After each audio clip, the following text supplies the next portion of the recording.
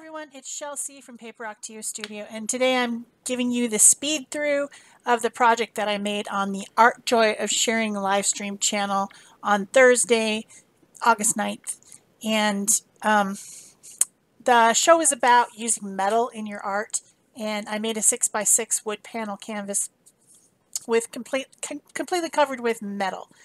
There are a lot of different options on metal. The first thing I'm doing here is to cut up some tin can, just, soda can that I've flattened out, and I'm giving you a tip on how to flatten it out right here when you first cut it.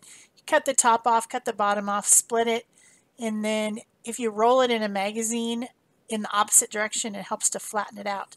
And what I discovered is that you can actually cut it with Thinlit dies in a Big Shots cutting machine. So I did that.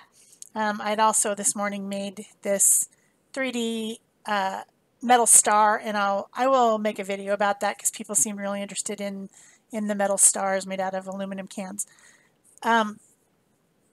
So there's a lot of different options on metal. You can use aluminum cans, tin cans, metal findings, and of course this is what I'm mostly going to use today. This is foil tape, and you buy it at a hardware store. I'm not sure if it comes in wider lengths than this, but what I was showing here is that if you put this foil tape over anything that's dimensional at all, like in this case is some dimensional wallpaper that one of my viewers, Debbie, sent me. Thank you, Debbie. If you put it over something, then the dimension shows up and it looks like a tin tile, like a ceiling tile.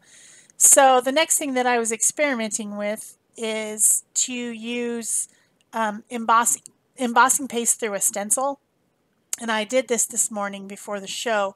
I used the TCW dimensional paste through a Stencil Girl stencil, and I let it dry on that wood panel, and then I put the foil tape over the top of it, and then now I'm going around each thing and using a ball toolist to kind of make a ball stylus to make the images stand out more.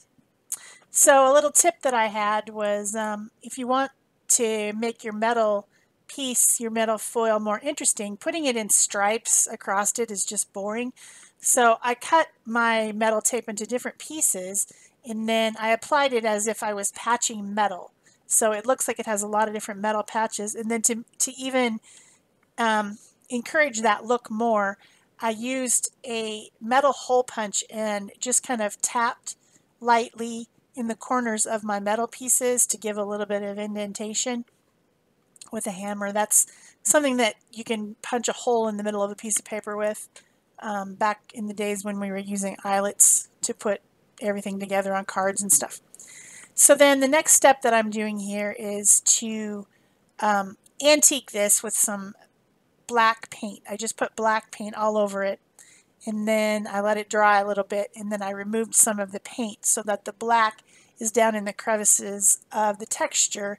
It also helps dull down that real shiny finish, and also then makes lines of black around so that the texture and the dimension looks a little bit more interesting. Then I decided to color it with some alcohol ink and an alcohol ink applicator. The colors I used were Butterscotch, Terra, Cotta, and Mushroom for this first layer, and I'm just using that felt applicator to apply it. And then I decided for my focal images I was going to use the little aluminum pieces that I cut out using thin dies with my Big Shots out of the aluminum can, the soda can. So I'm showing about embossing and debossing. Embossing is to make raised, and debossing is to make, in, like an innie and an outie on your belly button. And debossing is just as important as embossing. So you need to keep turning your piece over. Like I put a ditch down the middle of the petal from the front, but then I turned it over and used the ball stylus tool to go on either side of that ditch and then make those areas more curved, so you end up getting a more realistic looking flower. And then in the center I just went around and around and around from the back, and then made kind of like a raised dome in the center of the flower. I also did it with the leaves. The butterfly that I'm using is the die. It has two dies in the set. One's one without anything, and then the other one is kind of like an impressions die that can go in the center of it. So it already had its own texture. So then I decided I wanted to make my background more interesting, and so I took a Q-tip and some 91% alcohol and removed some of the color from the raised flowers and leaves in the two corners. And then I'm adding some other colors over the top. I've got some cranberry and some lettuce. These are all Ranger alcohol inks, and they work well with a non-porous surface. I also used similar colors on my flowers and leaves, coloring them, and I'd forgotten to antique them, so I go back after the fact and put the black paint over it, which works as well. It's just fine. You can do it either way. You can put the black paint and wipe it off first and then color it with alcohol ink, or you can do the alcohol ink first and then color, do the black and wipe it off. So the only problem I'm having with my project is that I don't feel that my flowers and butterflies stand out enough from the background because they're similar colors.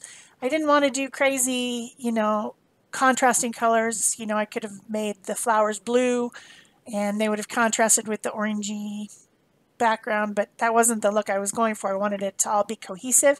So I end up doing a few different things. I end up messing around quite a bit just to make makes those images pop out from the background and look more interesting. And the first thing I did was to apply some white alcohol ink and try to make some more light areas on the background.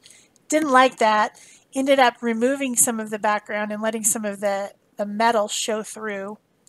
And that was more interesting, and I did that with rubbing alcohol.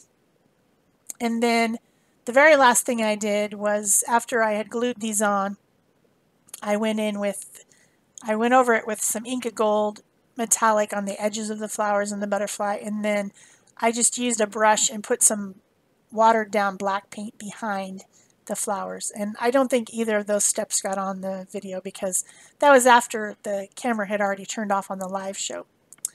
So this is 6x6 canvas number 10, so you will see very soon the video where I'm going to do the giveaway. I want to have these completely ready to go. I want to seal them, and then I'll go ahead and I had to order some spray sealer, so it's not here till the 10th, which is tomorrow, and I'll give everything a spray seal, and then I'll have my 10,000 subscriber giveaway, and you'll see that coming up on the channel probably at the beginning of next week, I would imagine. Because this is canvas number 10. I got enough canvases that I can do my giveaway. Took me several months.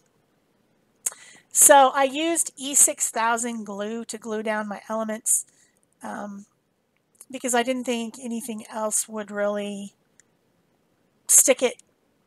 E6000 will glue non-porous to non-porous. So if you want to glue something to glass or metal, that's probably a good choice. But yeah, this whole project was done with cheap foil tape and recycled cans, a little bit of alcohol ink. So if you've enjoyed it, please remember to give me a thumbs up, leave me a comment or question below. These things really help my channel. Subscribe if you haven't already, and turn on your notification bell so you know when a video comes out, pretty much usually every other day. And of course, if you know someone who loves metal sculpture-y looking stuff, you can share this with them. Maybe they would be interested in metal mixed media. And that's it for me. Thanks. Bye-bye.